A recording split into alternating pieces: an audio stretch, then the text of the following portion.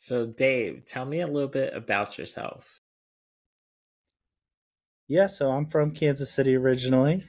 Um, to high school in Prairie Village and gigged around Kansas City in the like kind of 2010-ish area. Eventually moved to Los Angeles. Went to school at Musicians Institute where I got a certificate in live sound and audio engineering. Um, Moved back to Kansas City with my wife, where she went to nursing school, and then I ended up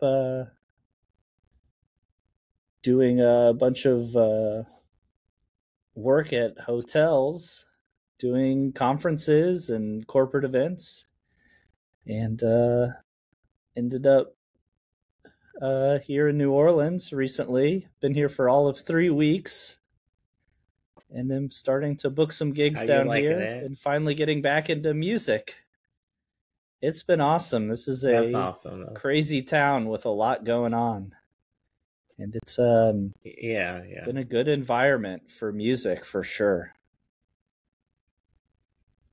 Do you have a specific kind of do you like any of the music out there? It's very interesting. A lot of like kind of brass band style.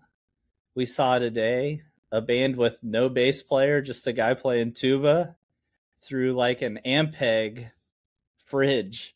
Very interesting. It's super unique. I'm more of like a kind of standard rock guy, really, if you would see my Spotify playlist. Oh.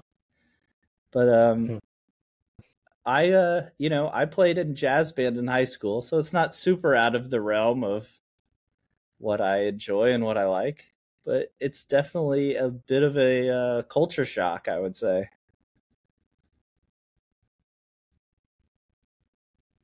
What is your like um greatest like like what's your best strength in audio, um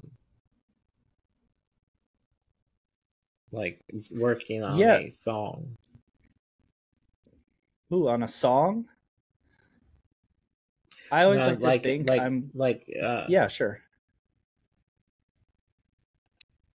like you're just like you're when you're engineering. Oh, sure. I mean, first off, I just don't do a bunch of studio stuff. I lasted about 2 weeks in a recording studio when I was in Los Angeles. I was, bottom of the barrel engineer just starting, and they had me tuning snare drums and doing auto tune for 8 hours a day, and that just was not for me. Um, and in the live sound world, it's so much about uh, just about sound reinforcement more than creating a sound in general. Um, but definitely the number one priority is always lead vocal. And so that is, especially when you're walking into something where it's like, I might get booked through a gig by an agency. I don't even have a list of the acts. I'm walking in totally blind. That is just like the main thing is having that really strong, vocal and kind of filling in around it and just making sure the audience can hear and good, clean sound. And a lot of times, it's like may not even have a lot of drums coming through the mix, especially in a smaller room. So I would say that is probably the number one priority for me. Is it when you're like at a venue, is it like, do you like the equipment you use? It's so random. Um, there's a dozen brands of manufacturers, and I prefer any of the digital consoles. I would say that's also kind of a big change from Studio World, where it can be as simple as an interface, or analog equipment's still really popular, where you might use a rack of compressors or something. Um, the digital world is so interesting. And then the other big difference with live sound is a lot of times you're sending to more than just like a left right. You might have a left, you might have a right, you might have subs. There might be speakers in the back that are delayed. So that would be a different output as well. So that's another big difference between live and the studio world is,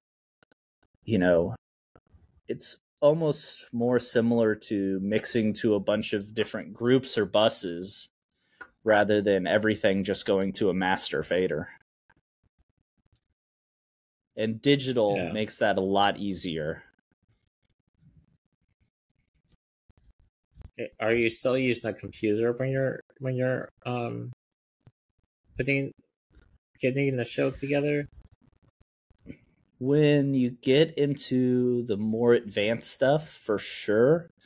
One of the really cool things, Avid, who of course makes Pro Tools, also makes live consoles, and it's totally compatible with Waves. And so you might have a laptop sitting on a rack next to you, running a bunch of Waves plugins, and then you're running an in and out from the computer into the console.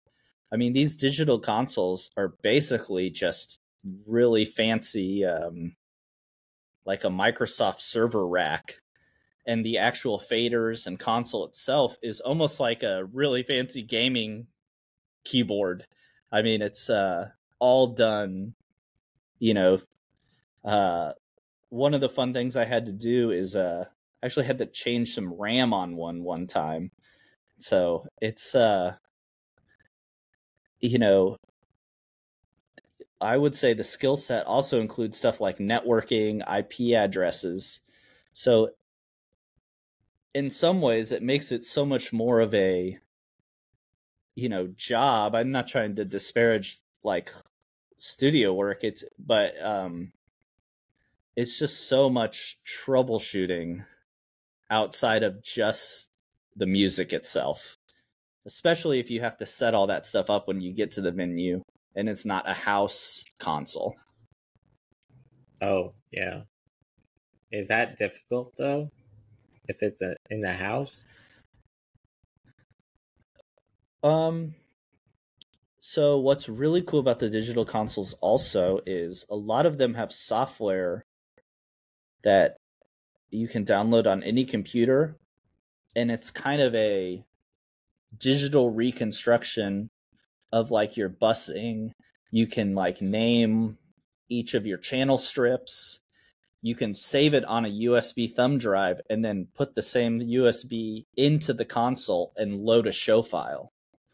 And so anytime I can reach out to a band and get like a input list ahead of time, you can do a lot of that work so you're not sitting there, on a menu dialing in like letters on a little touchscreen, Vox 1, Vox 2, snare. If you can get all of that ahead of time. But, it doesn't always work out that way. And another trick a lot of live guys do is you'll just do 1 through 32, 1 through 24 the same way every time.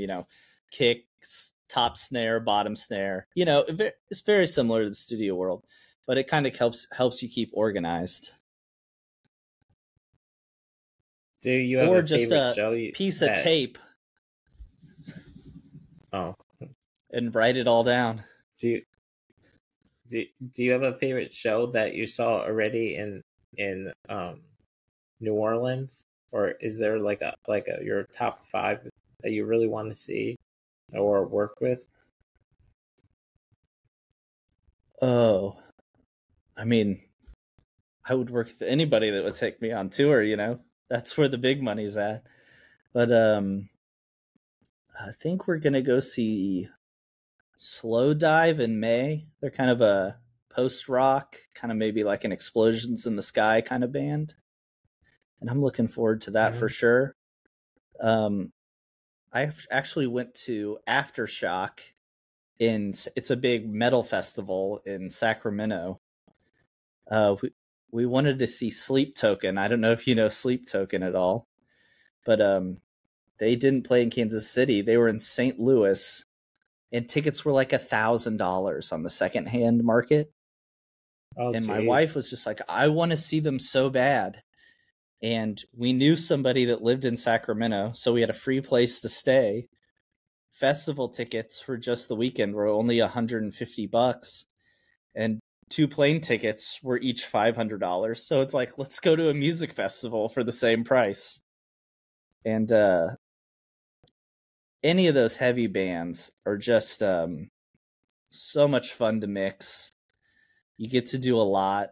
I don't know if you've ever done a lot of like screaming vocals, but probably the most exciting thing when you're doing live sound, you kind of get it in a spot where you like it, and you kind of don't touch faders too much. But the one thing you do is use a fader to bring in and out like delays on a vocal. And those big screams when you hit them with a delay just sound so awesome. And so that would be one of the fun things to do for sure. But it's the other kind of tricky thing is how much does an artist kind of have more of like a jam vibe when they play live, or are they trying to recreate the record like perfectly? And so that's kind of the two different ways they go about it. And it's a lot more work to try to recreate a record live.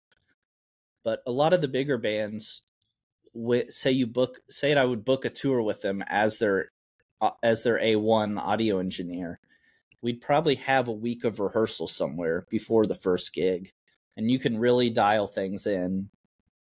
And another cool thing about like a digital board is you can save scenes. So say like the effects are a little bit different, or you might want a dirty vocal on one song and then a ballad is the next song.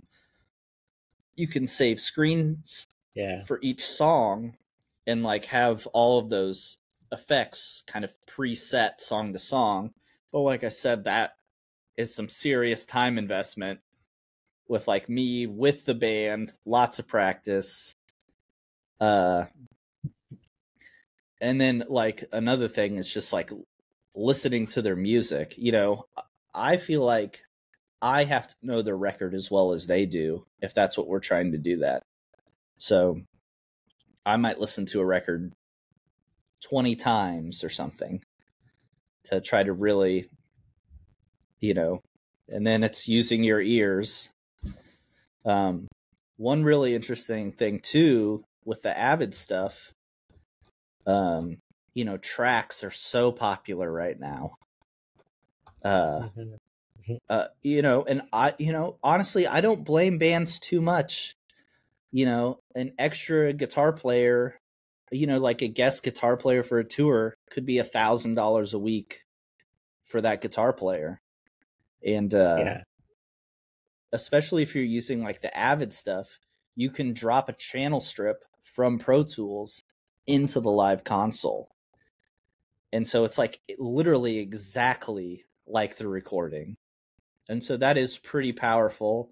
And I think that's why kind of some of the like in the last 10 years, there's been such a like revolution in live sound and how stuff just sounds so perfect. Is you can use exactly the same thing you use in the studio live. Well, that's good. Have you played done any of like shows in Kansas City at the time when you were there? Because I know they had so many of those indie shows. I kind of skipped or something. the smaller venues. Just the way I went about working at different places. Um, when I moved on from doing the hotel gigs, I worked for a vendor. So we rented PA equipment. We had very high end PA equipment. And a lot of times I did like system teching. So what that means is, like I worked at Starlight. I did shows at T-Mobile. I did halftime stuff at Arrowhead. I worked at Azura a few times. And so our job is to come in there at 8 a.m. Those big stacks of line arrays, we would, use the motors, hang them, get it all working, and then we would pass it off to their audio engineer. But I did get to do a few bands, an opening act at Azura. That was very cool to mix there. So, and the other thing is, a lot of those local clubs in Kansas City, like the Record Bar, like the same guy has been doing it since like when it was in Westport. And so it's a lot, you would have to maybe be asked by a band personally to do it. And then the venue still might be not even want to really let you do it. And so it's like the first time I ever wanted to do sound, I was a musician. I guess I still am, it's not like you forget. But was actually at the Replay in Lawrence. And it was like one of those little 8-channel mixers that looks more like the head of a guitar amp. And they're like, and you also have to like be a bar back and take out the trash. And it's like $10 an hour. And I was like, how does anybody make money doing, I don't want to do that. Was making more money working construction or whatever at the time. And so it's like, once you're doing it, you get semi-credentialed. It's really more about experience than any kind of degree. A degree will only get you in maybe your foot in the door. But, the mid-level venues are a little tricky in that way, I would say. Well, when you were saying the Aftershock, well, there used to be a venue called the Aftershock in Kansas City. Oh, sure, in Merriam. Yeah. Yeah, I know the one. That was a little cringy. I mean, it was very run down, but it was all right. I mean, I would have loved to do something at like Knuckleheads or Crossroads. I love those venues. I feel like Crossroads, every time I go, I'm thinking, man, I could mix better than the guy working right now. But I mean, it's like there's so many cool venues, but I mean, in Kansas City, but I haven't really. When I do my benefit concerts there, I mostly do it at the Record Bar or the Riot Room at the time. But it just saw so many great shows there. R.I.P. So I mean, all of them are like now. Like you got the Record Bar; they're still alive, but the Riot Room is gone. And then you had the Czar Bar; that's gone. I'm old enough that back in the day, my band actually played at the Beaumont Club. So man, that's a real memory. I do. That was fun going to a lot of concerts there. I saw the Yeah Yeahs there. That's awesome. I actually saw my first concert ever there. I saw DC Talk and Sixpence None the Richer. I was maybe 12 or 13 and my dad took me. Oh, that's cool. Well, now it's a restaurant, so that's kind of cool. I know. Too. Char Bar's pretty good. I'll give it. Not as good as having a awesome music venue, but I'm not gonna complain about barbecue. But I mean, barbecue is the best. I mean, you got it's mostly about Kansas City, so you got the barbecue everywhere. Exactly. Do you have a favorite place for barbecue in Kansas City? that you used to go to when you were You in know, town? my wife just loved Joe's so much. We went there all the time. But I actually lived on Paseo, kind of midtown, and that Hmm. gate's right there at like Paseo and Cleaver, just because they were open till like 1 a.m. And I'm doing all these late night stuff. Nothing better Yeah, than getting a beef and turkey combo at like 12:30 a.m. I I like the barbecue place that's like a shack, and it's only like down the street from my apartment. Like, and Joe, I think maybe it's Joe's or something. I don't know. It's some barbecue Nice. place, and it's like it's a shack. But Sounds awesome. I mean, I wish I can get barbecue right now. Um, but I don't know. Um, let's see what's on this list that I came up with. Um,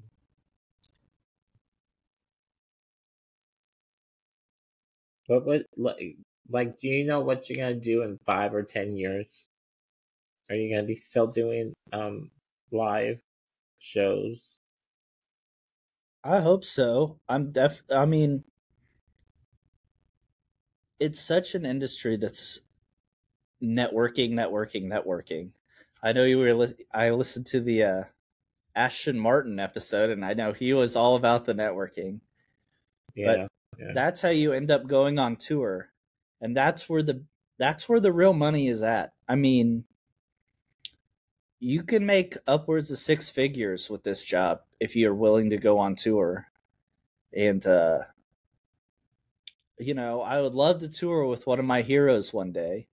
And one of the really interesting things is there's a lot more jobs for an audio engineer than just being a front of house mixer. I Mhm. worked with a guy who toured with the Lumineers. He actually worked with me. I was part of the Chief Super Bowl parade 2 years ago. I had left the company for this last one, but we brought him in for the gig, and he just hung the left PA stack for the Lumineers. They had an audio engineer on the left one, an audio engineer on the right hang, and another audio engineer that did the side fills and delays. So it's like a band, like anybody that's playing an arena, they might have 10 audio engineers tour with them. It's not outside of the realm of possibility. And so it's all about being versatile. Um, Learning like rigging is very important. Uh, Mhm. Hopefully, a lot of those details have been taken out before you get there, and you're just clipping your speakers to the motor and raising it up.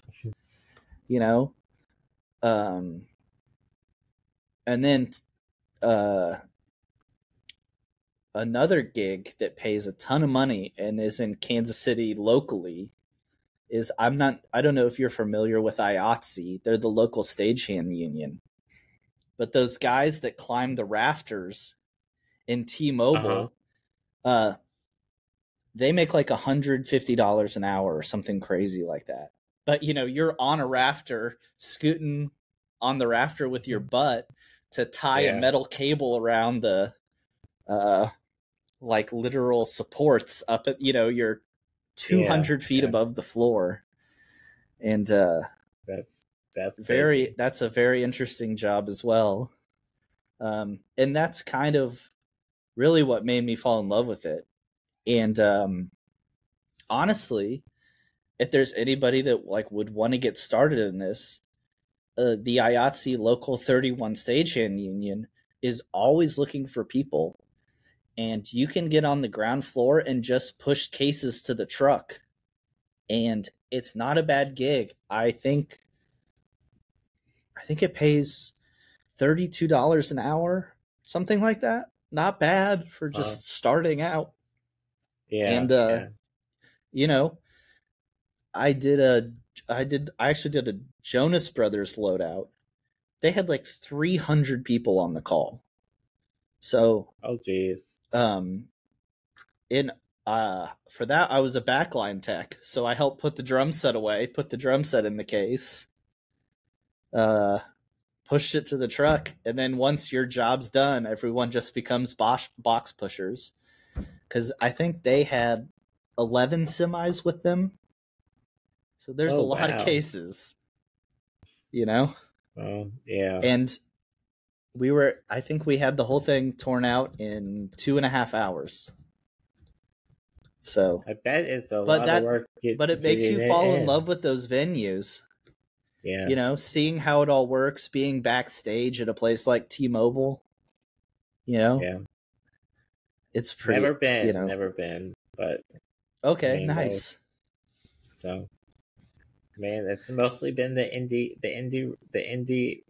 Yeah, sure. rotations. But That was like the whole first 15 years of my career as a musician. And like I said, it's just, what does a venue have? One job for an audio engineer and 3 bartenders and a guy at the door, yeah, it's yeah, it's more of like a practical limitation than I wouldn't want to do it. I just have yeah, a wife yeah, and kids and need to make money, and yeah, yeah. you know Yeah, totally. I mean, it's big. I guess it'd be good for a younger person to put exactly themselves out. that is my one regret is, I finished audio school when I was 29. you know just Yeah, I don't regret the music stuff at all. I had so much fun, and it was, it's my first true love. I started playing piano when I was like 5 or something, and it's what I always wanted to do. But you know, I wish I would have done that stuff on the side instead of delivering pizzas at the Westport Papa John's while I was in bands. oh, well, Papa John's. I was mostly when I was in college. I went to the University of Delaware, and um, I mostly bought. I bet they would know my name because I mostly had Jimmy John's for the rest of my life there. So, I mean, Sure.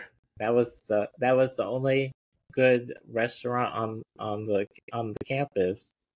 I didn't really want to go to the, the regular place where everybody gets food.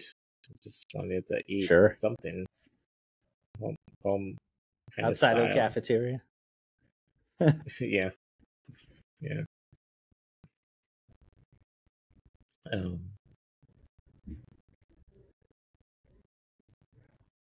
do you have a favorite part, like an audio kind of thing that you like to, or just like a favorite kind of thing you like to listen to, if you're not working?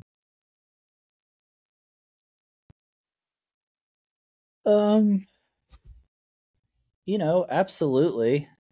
I kind of try to stay up on kind of the indie.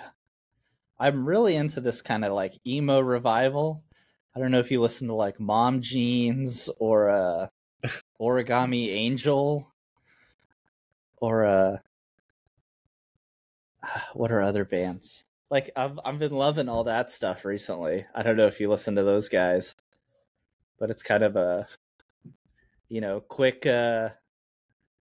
pull, finger tapping, pull on and offs, high capo kind of Midwest emo riffs with Oh, kind of more of never. a pop punk undertone. Oh, all right. Um, I mean, I do like the pop in all that kind of punk rock kind of style. I mean, I like all different man, types of music yeah, to listen to. me too. But Actually, hilariously, one of the bands at that festival I went to that was so good was Limp Bizkit. They were unbelievable live of all the bands, and so it kind of got me listening to them again. And oh, that's cool. kind of like been listening to White Pony by the Deftones a lot recently. I don't know why. It's just, it's a classic. Yeah. In this May coming up, I'm going to see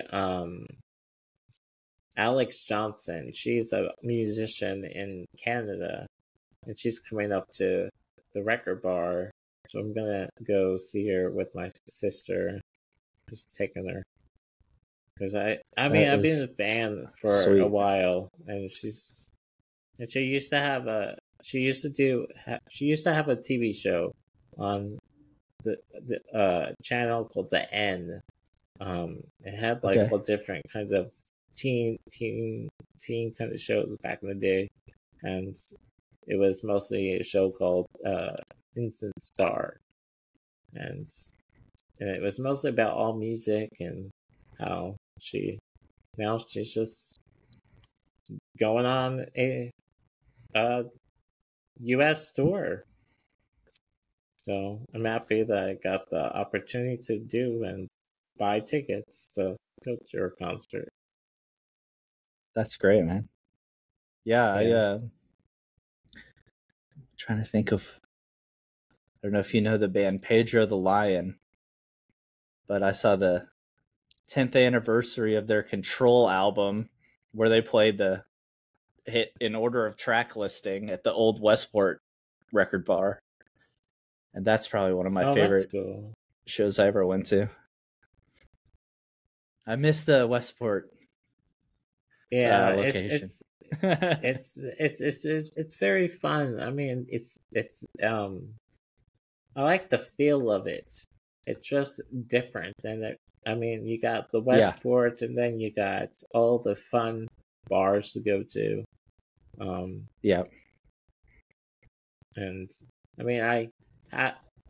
I've seen The Beautiful Body so much back in the day when I was a teenager, but it's. I do miss seeing them play live. It'd be nice if they do like a reunion tour or something one day. That would be awesome. Yeah.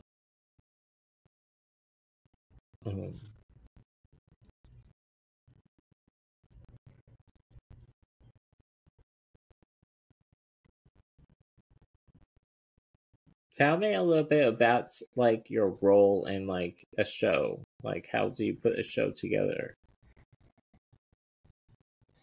Yeah, so I'll just my next show, I'll just go off of what I'm doing next. Doing don't have a music gig booked until May, but like this upcoming week, I'll be at the Hilton, or no, the Westin in New Orleans, and it's like, one of those big ballrooms, just a big box, and generally there'll only be one audio engineer, and so not only am I in the room doing the whole show, I'm in charge of like speaker placement. It's an empty ballroom, so it's a lot of roles. So I'm kind of a system engineer. I kind of have to figure out best speaker placement. Then I have to figure out like cable management. Hopefully there's a stage box. I don't know if you know about stage boxes too much, but usually, you got a 32 in, 8 out, and it runs on an Ethernet cable instead of having to run copper. So it's like the amount of XLR you can save is like, it's like a mile less XLR. So I guess that's kind of system designing. And then I know this might be kind of like an awards kind of thing where whatever corporation this is going to be is giving awards. And so I'll be playing like 30 seconds of songs when the guy walks up on stage. I'm sure there'll be 2 or 3 lavalier microphones on stage, probably a podium microphone. And so that's a totally different challenge, but it's the same fundamentals. Like I said earlier, like even when you're doing music, the number one thing is like vocal clarity. And so that is Yeah. where the two worlds kind of collide. And as a former guitar player, it makes me sad that it really is all about the lead singer, but uh vocal clarity is number one across the board. And then we have a day to pack it all up. And you know, I will say just one thing about live sound is that I joked with my friend Cody that it's like 30% how good of an audio engineer you are and 70% like being at football practice. I mean, it's a lot of, especially those hotel gigs, might have to push cases a mile on carpet. And by the end of the day, you just want to fall over. Oh, yeah. So where does all the equipment go? So you rent it out? You just bring it back to the place that you rented it out to? Um, Totally depends. Um, a lot of hotels actually have whole PA systems in a back corner somewhere. They have Yeah. consoles, they have the microphones. Um, Microphones, another big thing about doing live sound is you have to know RF coordination and like RF spectrums. That's like a whole nother world. That's another job I'll be doing, is making sure I don't have any clashing frequencies. And these hotels might have 3 or 4 ballrooms, and all of them might have an event. So even though I might have 8 to 10 wireless microphones in my room, there might be 30 or 40 in the building being used at one time. So that's how much equipment some of these hotels have. They might have enough to do 3 or 4 large 1,000+ kind of events at one time. But, a lot of times it's supplemented with rental gear as well. But, that's not really my job. Hopefully the right stuff is in the room when I get there. But that is always a challenge. And one of the things that is really good to be flexible about, because you never quite know what you're walking into. And hopefully you have that kind of stuff resolved before you're actually face to face with a client. I would hate to tell a client, hey man, you ordered 8 microphones, you're being charged for that, but we only have 6 right now. If I'm telling them that, then there's bigger problems probably. And I've had to do that before. And it feels bad. um I mean, I'm sure, you might have been at a venue where it's like this touring band comes in and they're expecting to be able to use all this gear at a place like the Record Bar. And I know they have a yeah. Yamaha LS9, which I believe only has 32 inputs. And most bands, that's plenty. But some bands might want, you could have up to 10 just on a drum set. Then maybe they're fancy and have stereo guitars. And then they have 4 people singing. I mean, your input list can fill up really fast. And so yeah. Well, there was a can run band into that that I used problem. this. Well, when I was at the aftershock back in the day, there was a Yeah, band called Blame Shift, and they had so much equipment that was like, I don't know how they like got it all up and running, but I mean they had lights, they had sure. like the boxes that light up so they can stand on. I mean, it was crazy, but I mean, it was fun, I guess. But Well, one of I the just cool didn't know things about, how. yeah, I think in a venue kind of that size, a lot of times you might be, especially if they're like a heavy band and they're rolling in with like half stacks or full stacks on guitar and bass. What's the point of a microphone? Well, mic Yeah. and a half stack Yeah. in a room of 300 people. You're going to be struggling as the engineer in the room to just keep up with it. I'm sure, Yeah, totally. half the time you're begging them to turn it down. And, some of those guys can be kind of, very serious about their tone. I mean, Yeah. for example, I worked a festival in Colorado around Labor Day last year, kind of like jam, kind of country style bands. And they just had little Fender twin reverbs. And they were rented amps. And there were 3 guitar players. Every single one of them just dimed every one. Just put every knob at 10. The 3 Fender twins were like as loud as our PA system. So Oh no. it's like that's also a really fun challenge. Is I bet it was a lot of work to get that. And don't get me wrong, I love the sound of a dimed out guitar amp. We all know they sound the best when they're turned all the way up, but I'd prefer it in an isolation booth when I'm in a different room. Then I couldn't imagine being on stage with them. Hopefully, you're having your headphones on so it won't burst your ears. Oh yeah, that's I try to.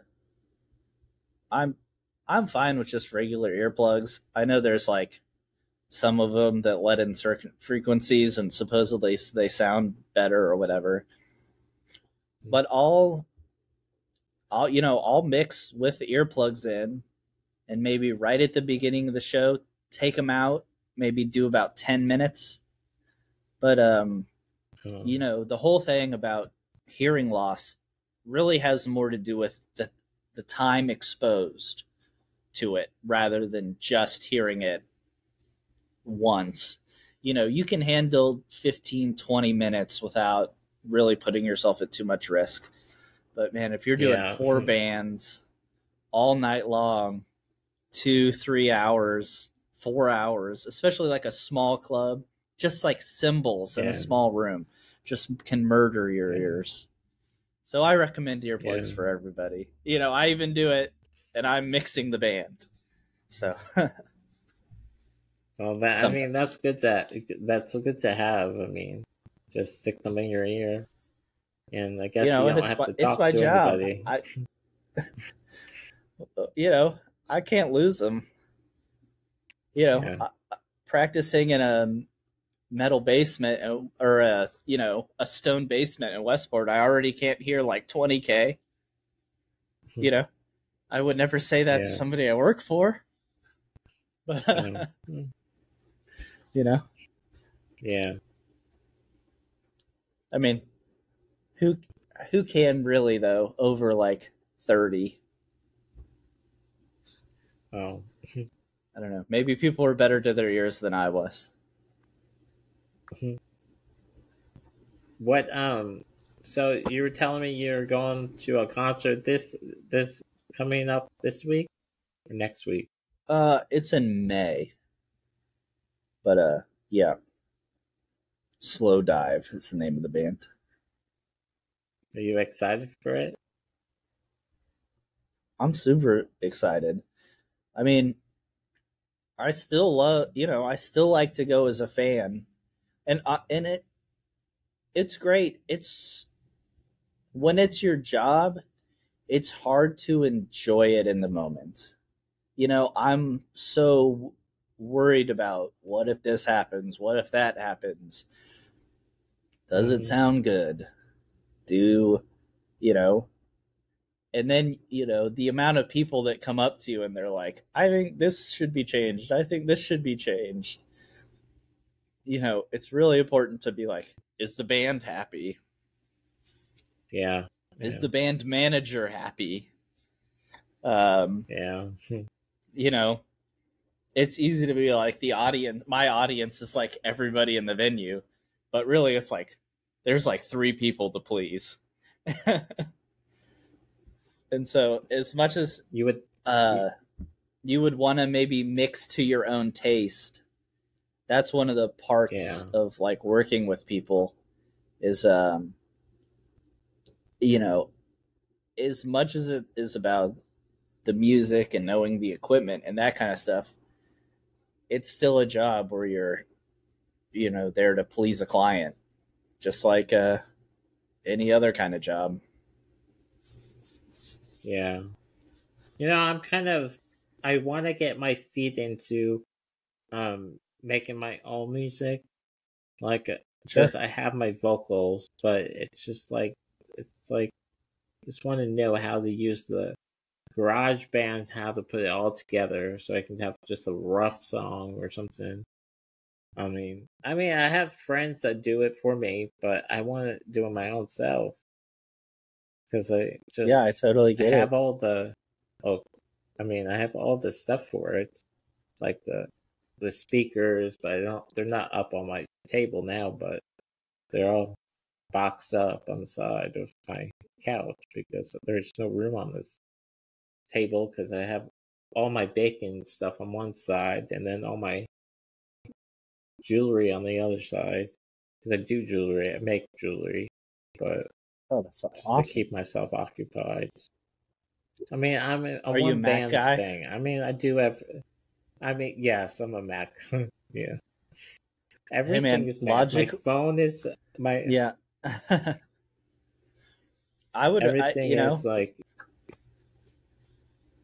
Um, Logic Pro is what, 199, and it's like Pro Tools, but 10 times the stuff in the box. Uh, is that the best one to get? I just don't want to I crash my computer so again. Sure. Well, do think that it helps that Logic is a Mac product, so they're Mhm. made to work on that. Uh, I will say the nice thing about GarageBand is it's super lightweight.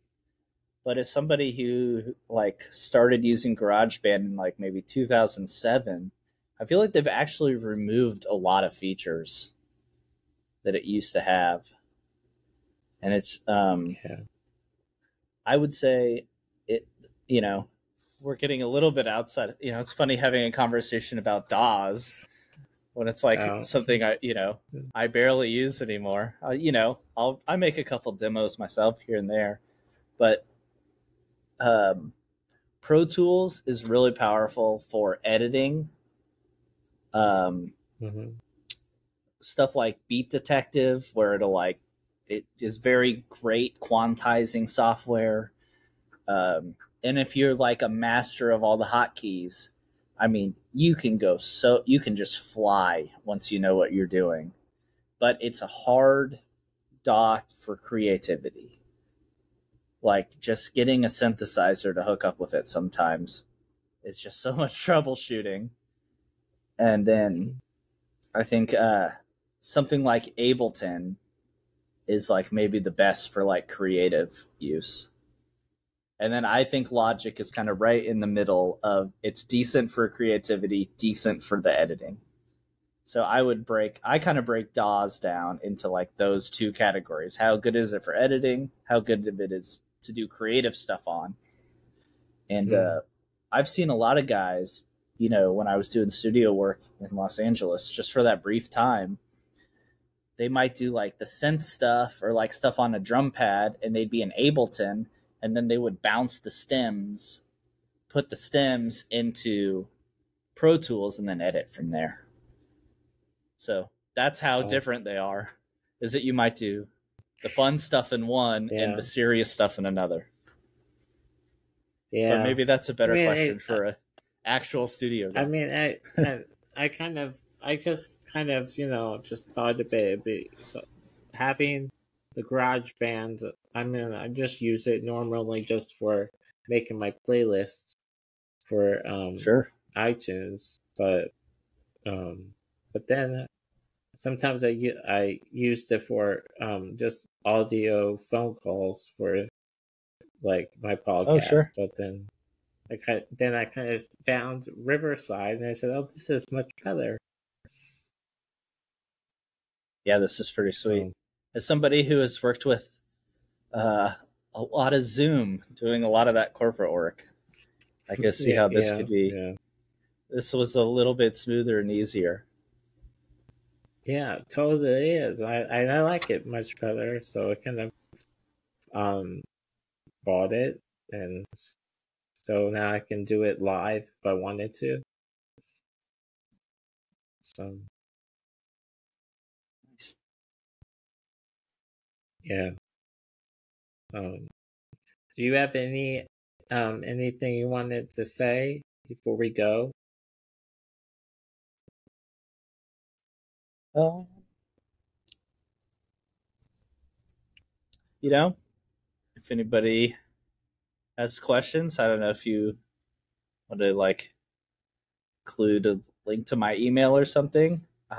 It's live sounds Oh, something I'm very passionate about. Love for hear from people, and hopefully I talked a little bit about maybe how to get your foot in the door and get started. But yeah. if you want to be involved in live music, you absolutely can do it, and you could do it, you know, in like a week, probably, if you're just willing to like do the more labor jobs. And I would say, I was lucky that I went to school, you know, but Hmm. getting in there and doing it is going to get you further faster than really going to school, I think. And yeah, so if people have questions, if there's some band out there, I'd love to tour with you if you're watching this. And if anybody's ever in New Orleans, hit me up. We'll go see some jazz bands down in the French Quarter. Oh, I do like the donuts. I'll tell you that. Um, Beignets. yeah, yeah. Oh yeah. Beignets are good. Um, so do you have any like socials you do besides the email? Oh, I'm De Gentry on all the socials, but you know, I will probably start posting again once I start doing music acts. I mean, you can only take so many pictures of hotel ballrooms, but anytime I'm out at a venue doing music or cool, unique setups, I love to post about them. And yeah, if you go to my social, you'll see some interesting shots of all the venues in town. I've, done a lot of stuff Well, in you Kansas should. City. Yeah, Kansas City is the place to go if you're looking for an indie show or a big show or whatever it wants. There's something for everybody. Um, Absolutely. you should check out. You should check out Julie. Um, I have a friend that lives in LA, or not LA, but in New Orleans, and her name is Julie Elodie, and she's a musician. But I mean, I think she's starting to do shows in New Orleans again. Yeah, you should So message me yes, that so I remember. I'll do that when I get off when I get off the pier. But she's Awesome, good. Daniel. It's good Yeah. chatting with you. I'll let you know Yeah, when man. this is out by tomorrow. Cool. Sounds good, man. It was a great chat. Okay. Good chatting with you. Have a good night. Yeah, man. You too. See ya.